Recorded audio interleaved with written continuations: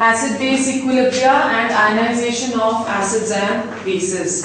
जब हमने ionic product of water किया था, तो अगर आपको याद है तो ionic product of water that was given by Kw, concentration of H3O positive into concentration of OH negative, right? उसी तरह से अब हम एसिड्स और बेसिस का इक्विलिब्रियम कांस्टेंट या डिसोसिएशन कांस्टेंट या आयोनाइजेशन कांस्टेंट, तीनों एक ही चीज होती है, उसको डिस्कस करेंगे. Let's first go on to acids, right. हम एक एसिड ले रहे हैं HA और इसको वाटर में डिसॉल्व करते हैं to give us an equilibria which is H3O positive plus A negative. इसका जब K कैलकुलेट करेंगे तो K इसका आता है concentration of H3O positive into concentration of A negative upon concentration of HA into concentration of H2O, right? Again जो ये H2O है ये क्या होगा? This is going to be a constant, तो इसे हम ऊपर ले जाते हैं K into concentration of H2O that is equal to concentration of H3O positive into concentration of A negative. Now this being a constant, K into this constant, इसे हम Ka बुलाते हैं, which is the dissociation constant of an acid, and Ka is given as concentration of H3O positive into concentration of A negative. ठीक है, clear हो गया? क्या चीज? HA. हाँ, HA भी आएगा. Concentration of HA और यहाँ पे भी into concentration of HA. Right? So ये Ka क्या हुआ? This is the dissociation constant of an acid. Higher the value of Ka, higher the value of Ka, stronger is the acid. जितनी ज्यादा Ka की वैल्यू होगी उतना ही ज्यादा वो डिसोसिएट होगा, क्योंकि वो फॉरवर्ड डायरेक्शन में जाएगा, कंसंट्रेशन प्रोडक्ट्स के ज्यादा होंगे, और जितनी ज्यादा Ka की वैल्यू होगी उतना ही ज्यादा क्या होगा? Acid is going to be stronger, right. इसी के साथ हम लोग एक और चीज डिफाइन करते हैं which is alpha. Alpha क्या है? That is degree of ionization. Alpha which is degree of ionization. Degree of ionization क्या होता है? Mathematically alpha is equal to number of molecules of the electrolyte, number of molecules of the electrolyte which dissociate upon total number of molecules, right? Number of molecules of the electrolyte dissociated या ionized upon total number of molecules of the electrolyte, ये alpha होता है. अब suppose हम लोग एक acid ले रहे हैं, यही वाला हम कर रहे हैं वापस. लेट्स से दैट HA जो है वो डिसोसिएट हो रहा है into H3O positive plus A negative, right? Initially जब हम रिएक्शन शुरू करते हैं तो हम बोलते हैं कि हम HA के नंबर ऑफ मोल्स C ले रहे हैं. ओके, अब जो यहाँ पे H2O है वो कांस्टेंट है, तो इसके नंबर ऑफ मोल्स अगर वेरी भी करेंगे तो वो ज्यादा इफेक्ट नहीं डालेंगे इक्विलिब्रियम के ऊपर, बिकॉज वो कांस्टेंट है. सो हम इसके मोल्स को कंसिडर नहीं करते. ये C आ गया. इनिशियली जब हमने रिएक्शन शुरू करी तो no dissociation is taking place, तो इसलिए H3O भी कुछ नहीं बनेगा और ये भी कुछ नहीं बनेगा. So number of moles of products जब हम रिएक्शन शुरू करते हैं that is going to be equal to 0. ठीक है, इक्विलिब्रियम पे पहुंच गए हम. इक्विलिब्रियम पे certain amount of HA dissociate कर रही है. ओके, नंबर ऑफ मोल्स इसके C है. लेट्स से हमने रिएक्शन 1 से शुरू करी थी और अल्फा डिसोसिएट कर गया, तो ये कितना बच जाएगा? C into 1 minus alpha. ठीक है, हमने शुरू करी रिएक्शन 1 मोल से, ओके, टोटल हमने 1 ले लिया, नंबर ऑफ मोल्स इसके C थे, अगर इनिशियली हम 1 मोल से ले रहे हैं और अल्फा मोल्स इसके डिसोसिएट कर चुके हैं, तो ये कितने बच जाएंगे 1 माइनस अल्फा। तो हमारे पास इक्विलिब्रियम पे total number of moles HA के कितने हुए, number of initial moles into final moles, तो C इनटू 1 माइनस अल्फा, ठीक है। उसी तरह से ये कितना CA होगा, क्योंकि ये भी आप देख रहे हो कि 1 मोल ही है, CA हो गया, प्लस जितना ये बना यहाँ पे, जितना ये डिसोसिएट होगा उतना ही ये बनेगा, तो इसकी कॉन्सेंट्रेशन कितनी हो गई C अल्फा, ठीक है। उसी तरह से इसकी कॉन्सेंट्रेशन भी कितनी हो जाएगी C अल्फा। अब Ka क्या है, concentration of H3O positive into concentration of A negative upon concentration of HA। H2O positive की कॉन्सेंट्रेशन कितनी है C अल्फा, A नेगेटिव की भी C alpha upon C1 minus alpha, ठीक है। सो ये कितना हो गया C square alpha square upon C minus C alpha, या आप इसको इसी तरह से रहने दो, 1 माइनस अल्फा ही रहने दो, तो ये C इसमें से कट जाएगा A, तो हमारे पास फाइनल क्या बचेगा C alpha square upon 1 minus alpha, ठीक है। सो Ka जो है that is given by C alpha square upon 1 minus alpha. Now अगर हम एक वीक एसिड लें, हम बोलते हैं कि for weak acid the degree of dissociation is less, alpha is very small, degree of dissociation is very small. तो अगर डिग्री ऑफ डिसोसिएशन बहुत कम होगी तो डिनोमिनेटर में हम अल्फा को इग्नोर कर सकते हैं। अगर अल्फा की वैल्यू बहुत कम है तो डिनोमिनेटर में हम अल्फा को इग्नोर कर सकते हैं, कर सकते कि नहीं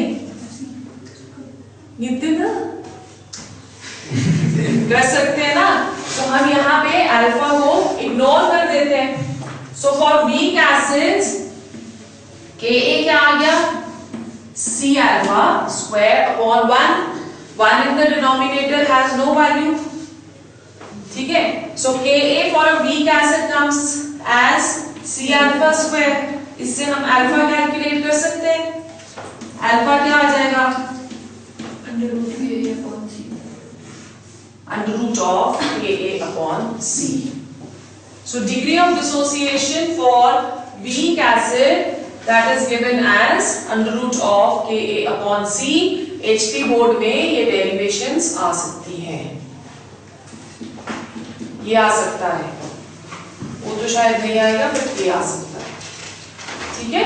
इज इट क्लियर, समझ आ गया? दोबारा से एक बार देख लो, एसिड्स का डिसोसिएशन कांस्टेंट हम कैसे कैलकुलेट करते हैं, HA प्लस H2O वाटर के अंदर डिसॉल्व करेंगे तभी एसिड्स कंप्लीटली आयोनाइज होंगी।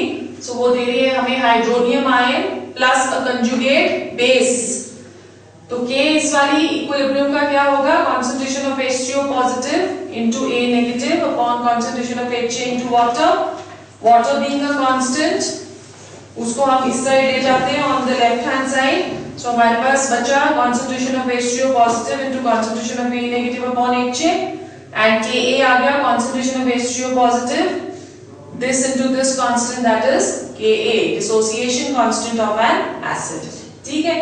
फिर higher the value of Ka stronger is the acid। Alpha क्या हुआ, डिग्री ऑफ आयनाइजेशन, और अल्फा मैथमेटिकली क्या होता है, number of moles of electrolyte dissociated upon total number of moles.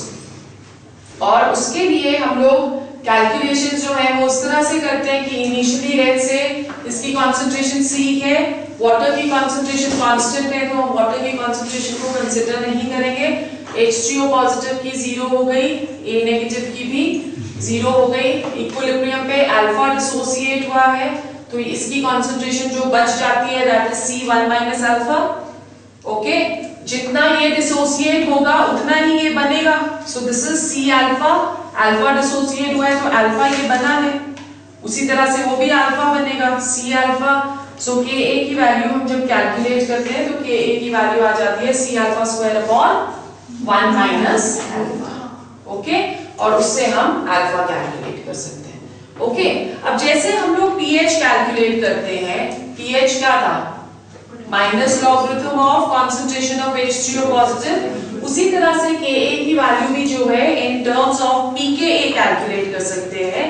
So pH with respect to pH अगर हम calculate करें तो we may also write pKa that is equal to minus log of Ka।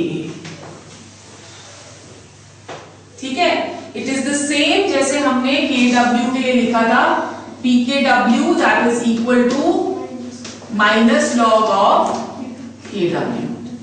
ठीक, हम बोल रहे हैं कि higher the value of Ka stronger is the acid.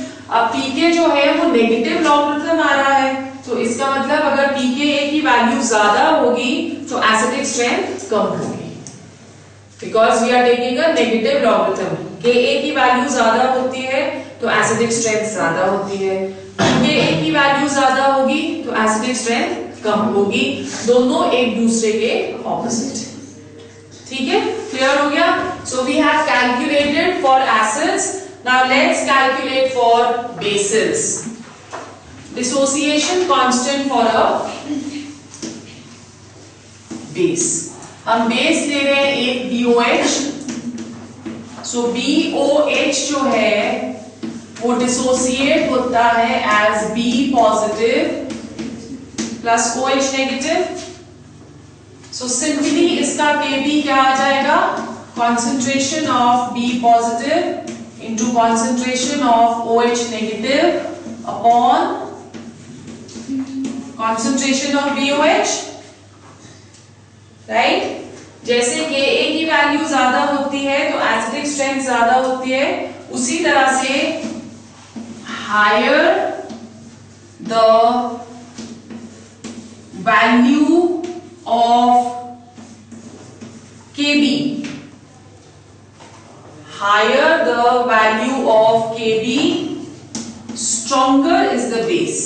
ठीक है, and in a similar manner pKb that is equal to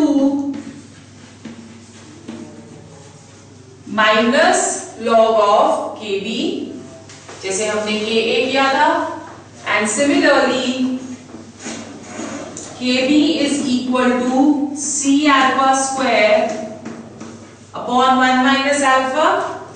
अगर हम alpha degree of dissociation of a base ले रहे हैं, so Kb ये आ जाएगा, and for weak bases के लिए Kb will become equal to C alpha square, और alpha कैलकुलेट करने के लिए Kb upon C का under root, that is going to give us this। Clear हो गया? ओके, नाउ नेक्स्ट जो हमारा आता है, हमने एसिड्स का भी कैलकुलेट कर लिया, हमने बेसिस का भी कैलकुलेट कर लिया, हमने आयनिक प्रोडक्ट ऑफ वाटर भी कैलकुलेट किया था, तो अब हम इन तीनों की रिलेशनशिप करेंगे। Relation between Kw, Ka and Kb, ये भी एक इंपॉर्टेंट डेरिवेशन है जो कि आ सकती है। Okay, so again we are taking an acid Ha plus H2O to give us H3O positive plus A negative, और Ka हमने ऑलरेडी इसके लिए कैलकुलेट कर लिया है, Ka that is equal to concentration of H3O positive into concentration of A negative upon concentration of HA। ठीक है, according to Brønsted अगर ये एक एसिड है तो इसका कंजुगेट बेस ये है, राइट? तो हम कंजुगेट बेस को कंसिडर करते हैं। कंजुगेट बेस को जब हम इसकी हाइड्रोलिसिस करेंगे वाटर के साथ इसको डिसॉल्व करेंगे तो हमारे पास क्या आ जाएगा, HA plus OH negative, right. KB इसका कैलकुलेट करते हैं हम, KB आ जाएगा concentration of HA into concentration of OH negative upon concentration of A negative, ठीक है। Let's say this is equation 1 and this is equation 2, multiply equation 1 with equation 2, right. तो जब हम इसे मल्टीप्लाई कर रहे हैं तो लेफ्ट हैंड साइड मल्टीप्लाई करेंगे आएगा वो KA into KB, right hand side multiply करते हैं तो ये आ जाता है concentration of H3O positive into concentration of A negative upon concentration of HA into concentration of HA into concentration of OH negative upon concentration of A negative, ठीक है। हमने equation 1 को इक्वेशन 2 से मल्टीप्लाई कर दिया है, राइट। सो इक्वेशन 1 का right hand side is H3O positive into A negative upon HA, और इसका सेकेंड इक्वेशन का right hand side is concentration of HA into concentration of OH negative upon A negative, ठीक है।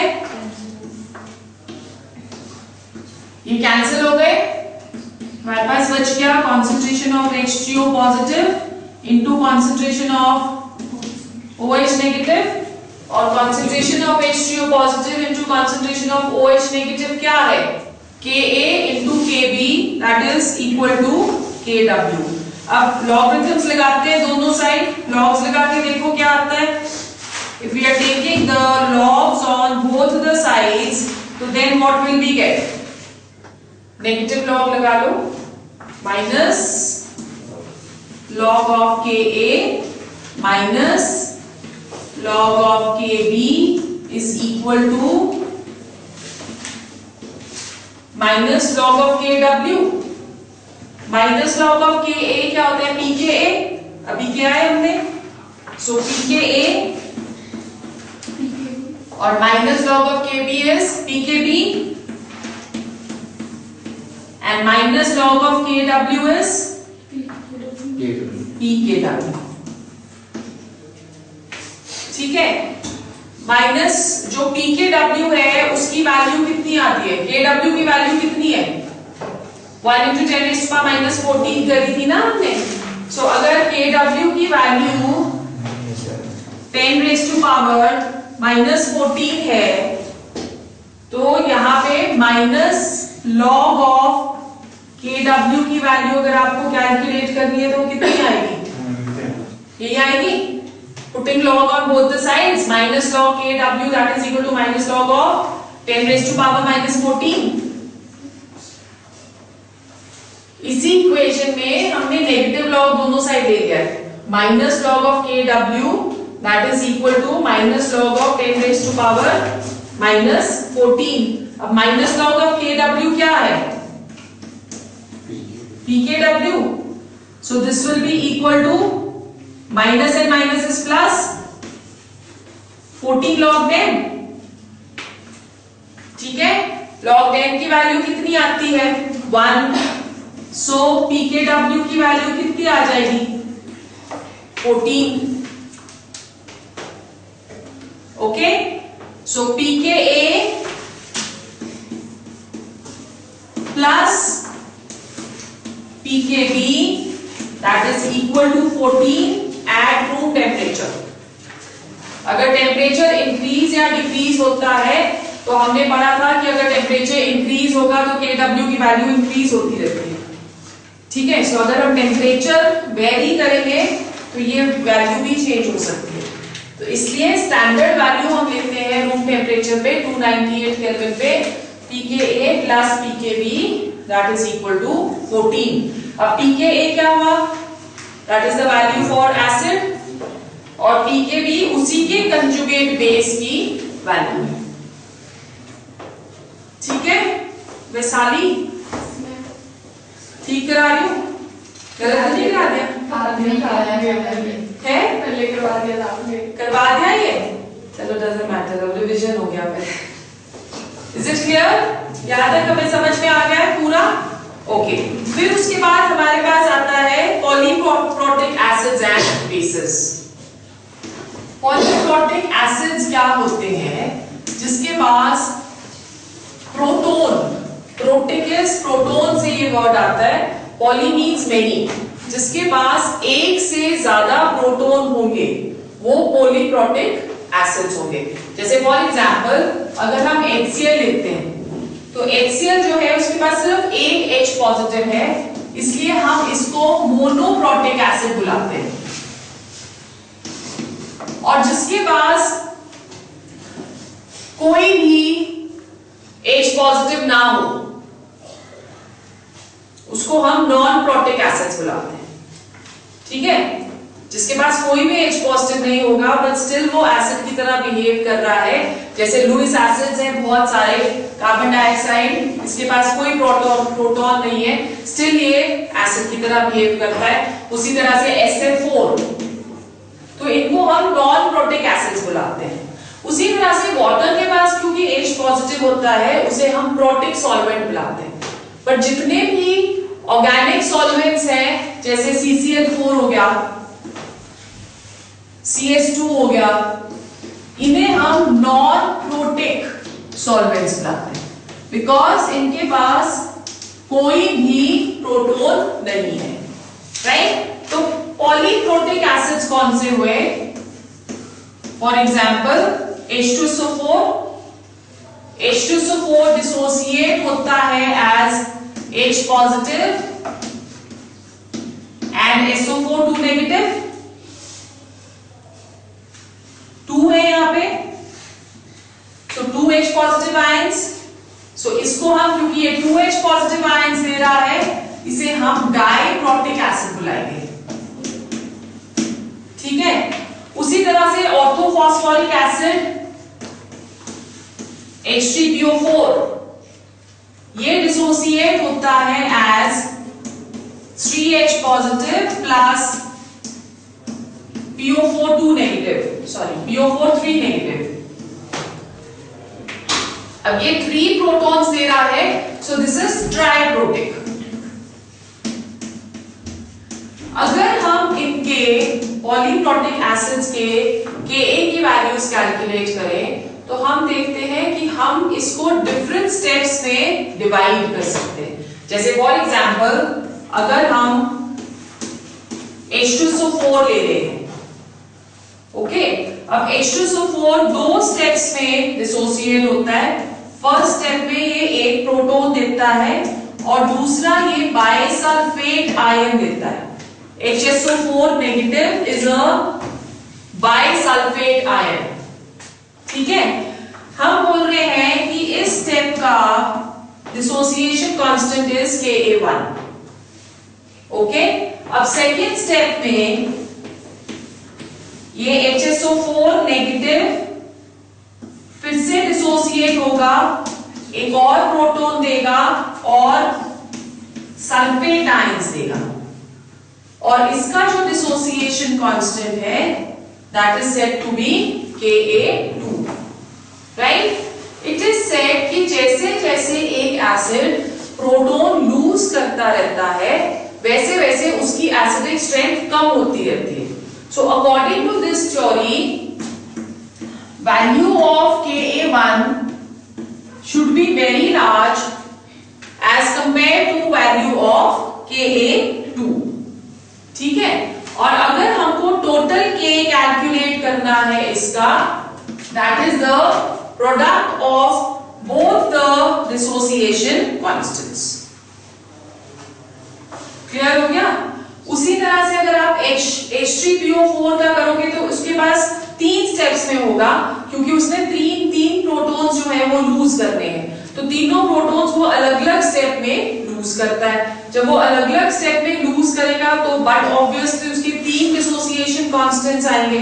सो Ka for H3PO4 जब हम calculate करते हैं तो हम बोलते हैं कि value of Ka1 is larger than value of Ka2, larger than value of Ka3, and total जो इसका K आएगा पूरा Ka1 Ka2 इंटू Ka3। सो इस तरह से हम पॉलीप्रोटिक का कैलकुलेट करते हैं। क्लियर हो गया? उसी तरह से बेसिस के लिए भी हम कर सकते हैं। जैसे फॉर एग्जांपल हमारे पास है कोई बेस कैल्शियम हाइड्रोक्साइड, तो इसका भी Kb1 आएगा, Kb2 आएगा, और Kb की वैल्यू क्या होगी? Kb1 into Kb2। और अगर हम एल्यूमिनियम हाइड्राइड ले लेते हैं, एल्यूमिनियम हाइड्रोक्साइड सॉरी, अगर हम एल्यूमिनियम हाइड्रोक्साइड ले लेते हैं तो इसकी 3 वैल्यूज आएंगी, Kb1, Kb2, Kb3, ठीक है।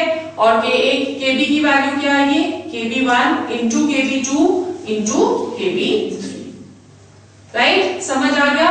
Then what do we understand by common ion effect? Common ion effect in the ionization of acids and bases. Common ion effect in ionization of acids and bases. Common ion effect का मतलब क्या होता है कि जैसे हमने suppose एक weak acid ली, एसिटिक एसिड CH3COOH, ठीक है, इसे हम बुलाते हैं एसिटिक एसिड। ये डिसोसिएट करेगी as acetate ion CH3COO negative plus H positive ion, okay. और इसकी जो Ka वैल्यू है वो क्या आएगी? Ka will be equal to concentration of CH3COO negative into concentration of H positive upon concentration of CH3COOH, ठीक है। अब सपोज हमने क्या किया, इसमें हमने डाल दिया कोई भी एक ऐसा सब्सटेंस जिसके पास एसिटेट आयंस हैं। एक एसिड लिए हमने, एसिटिक एसिड एक बीकर के अंदर, और उसके अंदर फिर हमने कोई एक ऐसा आप कह सकते हो सॉल्ट डाल दिया या कोई एक ऐसा सब्सटेंस डाल दिया जिसके पास एसिटेट आयंस हैं। जैसे फॉर एग्जांपल हम डाल देते हैं सोडियम एसिटेट। सोडियम एसिटेट का फॉर्मूला ये हो गया, ठीक है। जब सोडियम एसिटेट को हम डिसोसिएट करेंगे तो ये एसिटेट आयंस और Na पॉजिटिव दे देगा, ठीक है। अब जब हमने इसमें एसिटेट आयन डाला तो एसिटेट आयंस की कॉन्सेंट्रेशन प्रोडक्ट्स की तरफ वो ज्यादा हो गई, ज्यादा ही हो जाएगी ना, वो भी एसिटेट आयन दे रहा है, ये भी एसिटेट आयन दे रहा है, तो प्रोडक्ट के अंदर एसिटेट आयन की जो कॉन्सेंट्रेशन है वो बढ़ गई। जब कॉन्सेंट्रेशन प्रोडक्ट साइड में बढ़ती है तो हमने पिछले वाले सेक्शन में करा है कि अकॉर्डिंग टू ली चार्टियर्स प्रिंसिपल, अगर प्रोडक्ट्स ज्यादा हो गए तो reaction will go in the reverse direction. तो यहाँ पे क्योंकि प्रोडक्ट में एसिटेट आयन ज्यादा हो गए हैं तो रिएक्शन रिवर्स डायरेक्शन में चलने लग जाएगी। जब रिएक्शन रिवर्स डायरेक्शन में जाती है तो वो एसिटिक एसिड की डिसोसिएशन को दबा देती है। एसिटिक एसिड कम डिसोसिएट होगी तो वो उसकी किसको दबा रही है? उसकी एसिडिक स्ट्रेंथ को सप्रेस कर रही है, और उसे हम क्या बुलाते हैं? Common ion effect. Have you understood? So define करो इसको, क्या बोलते हैं? Common ion effect is the suppression of ionization of acid, suppression of ionization of acid on addition of some substance with a, इसको हम थोड़ा सा और डिटेल में पढ़ेंगे last section of the chapter में जब हम बफर्स पढ़ते हैं, ठीक है। नेक्स्ट टॉपिक जो हम करेंगे that is factors affecting acidic strength. Factors affecting acidic strength. क्यों ऐसा होता है कि कुछ जो एसिड्स हैं वो ज्यादा स्ट्रॉन्ग है, कुछ एसिड्स जो हैं वो कम स्ट्रॉन्ग है। Why this happens? जनरली एक डेफिनेशन जो जो हम देते हैं वो ये देते हैं कि जो एसिड्स कंप्लीटली डिसोसिएट होती है वो सारी की सारी स्ट्रॉन्ग एसिड्स हैं, और जो नहीं कंप्लीटली डिसोसिएट होती वो वीक एसिड्स हैं। On the basis of this, क्योंकि H2SO4, HCl, HNO3 ये वाली सारी एसिड्स जो हैं वो कंप्लीटली डिसोसिएट हो जाती हैं वाटर के अंदर, तो इसलिए हम इनको स्ट्रॉन्ग एसिड्स बुलाते हैं। बट एसिड्स जैसे एसिटिक एसिड होगी, HCN हो गई, ये वाली जो एसिड्स हैं ये कंप्लीटली डिसोसिएट नहीं होती, इसलिए हम इनको वीक एसिड्स बुलाते हैं। तो देयर मस्ट बी कुछ फैक्टर्स जो कि किसी भी एक एसिड की स्ट्रेंथ को एनहांस करते हैं, मतलब बढ़ाते हैं, या कुछ फैक्टर्स जो उसकी स्ट्रेंथ को कम करते हैं। ठीक है, तो पीरियोडिक टेबल के अकॉर्डिंगली हम लोग अगर देखें तो फर्स्ट, अगर हम अलोंग अ पीरियड जा रहे हैं, कर चुके हैं हम ये चैप्टर ना, अगर हम अलोंग अ पीरियड जा रहे हैं तो it is said that acidic strength increases. Okay, जैसे अगर हम कंसिडर कर रहे हैं हाइड्राइड्स ऑफ कार्बन, कार्बन का हाइड्राइड हो गया मीथेन, उसके बाद कार्बन के बाद नेक्स्ट एलिमेंट कौन सा आता है, नाइट्रोजन, नाइट्रोजन का हाइड्राइड हो गया NH3, उसके बाद आता है ऑक्सीजन, ऑक्सीजन का हाइड्राइड हो गया H2O, और उसके बाद फ्लोरीन, फ्लोरीन का हाइड्राइड हो गया HF।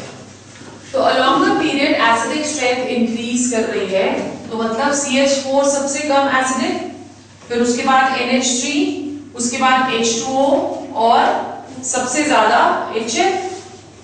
ठीक है, why this is happening?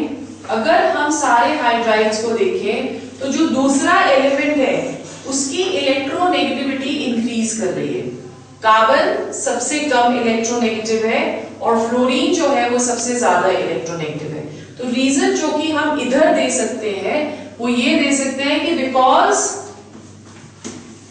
Electronegativity increases, therefore the release of proton becomes easier, और अगर प्रोटॉन इजीली रिलीज हो जाएगा तो एसिडिक स्ट्रेंथ को क्या होगा, एसिडिक स्ट्रेंथ भी इंक्रीज हो जाएगी। राइट, सेकेंड, अगर हम हेलोजन एसिड्स देखें and we are going down the group, okay, and we are going down the group, और किसके लिए जा रहे हैं down the group, for halogen acids। halogen acids कौन कौन सी हुई, HF, HBr, सॉरी पहले HF के बाद आएगा HCl, HCl के बाद HBr, और HBr के बाद HI। अगर इलेक्ट्रोनेगेटिविटी के बेसिस पे देखें तो सबसे ज्यादा इलेक्ट्रोनेगेटिव कौन सा है, फ्लोरीन। जैसे जैसे हम नीचे जाते हैं इलेक्ट्रोनेगेटिविटी डिक्रीज होती रहती है, तो इलेक्ट्रोनेगेटिविटी के बेसिस पे जो कि हमने ऊपर एक्सप्लेन किया है, एसिडिक स्ट्रेंथ का ट्रेंड ये होना चाहिए, HF सबसे ज्यादा, HCl उससे कम, HBr उससे कम और HI उससे कम। बट ये वाला ट्रेंड देखा गया है कि it is wrong. Why? Because जो इलेक्ट्रोनेगेटिविटी है वो एक सोल क्राइटेरिया नहीं है, या सिर्फ एक रीजन नहीं है to explain the acidic strength. उसके अलावा भी कुछ रीजन है। वो रीजन क्या है? The bond dissociation energy. जितनी इजिली बॉन्ड ब्रेक होगा उतनी इजिली प्रोटॉन रिलीज होगा, और जितनी इजिली प्रोटॉन रिलीज होता है उतना ज्यादा एसिडिक होता है। अब दोबारा से देखो, जैसे जैसे हम डाउन द ग्रुप जाते हैं तो साइज को क्या हो रहा है? इंक्रीज। अगर हम साइज का ट्रेंड देखते हैं तो size that is going to increase. Clear? अगर साइज इंक्रीज होगा तो what will happen to bond length? Bond length भी इंक्रीज होगी। अगर इतना छोटा साइज है तो बॉन्ड लेंथ कम है, साइज बड़ा हो गया तो दोनों के बीच में डिस्टेंस भी ज्यादा हो गया, बॉन्ड लेंथ इंक्रीजेस। और हमने पढ़ा है कि bond length is inversely proportional to bond dissociation energy. ठीक है, bond length is inversely proportional to bond dissociation energy। तो मतलब bond dissociation energy कम होती चली जा रही है। HF, HCl, HBr, HI सबसे कम बॉन्ड डिसोसिएशन एनर्जी इसकी, फिर इसकी और सबसे ज्यादा HF की। जो एसिडिक स्ट्रेंथ होती है that is inversely proportional to bond dissociation energy. अगर बॉन्ड डिसोसिएशन एनर्जी कम है तो acidic strength that is going to increase. So as a result of this सबसे ज्यादा स्ट्रॉन्ग एसिड इज HI, उसके बाद HBr, HCl और सबसे कम एसिडिक जो है दैट इज HF। ठीक है, दिस इज अगेन इंपॉर्टेंट कि why the halogen acids follow this trend instead of this, although electronegativity keeps on increasing as we keep going down the route। तो उसमें आपने आंसर यही लिखना है कि इलेक्ट्रोनेगेटिविटी एक अकेला फैक्टर नहीं है। इनफैक्ट इलेक्ट्रोनेगेटिविटी जो ट्रेंड देता है वो मोस्टली गलत देता है, कभी कभी ठीक दे देता है, जैसे यहाँ पे उसने ठीक दिया है, ओके, मोस्टली गलत देता है। बेसिकली एसिडिक स्ट्रेंथ जो है वो बॉन्ड डिसोसिएशन एनर्जी के ऊपर डिपेंड करती है। जितनी कम बॉन्ड डिसोसिएशन एनर्जी होगी उतना एसिडिक स्ट्रेंथ ज्यादा होगा। ठीक है, और HI में आयोडीन का साइज क्योंकि सबसे बड़ा है तो बॉन्ड लेंथ सबसे ज्यादा, बॉन्ड डिसोसिएशन एनर्जी सबसे कम और एसिडिक स्ट्रेंथ सबसे ज्यादा। ठीक है, क्लियर हो गया?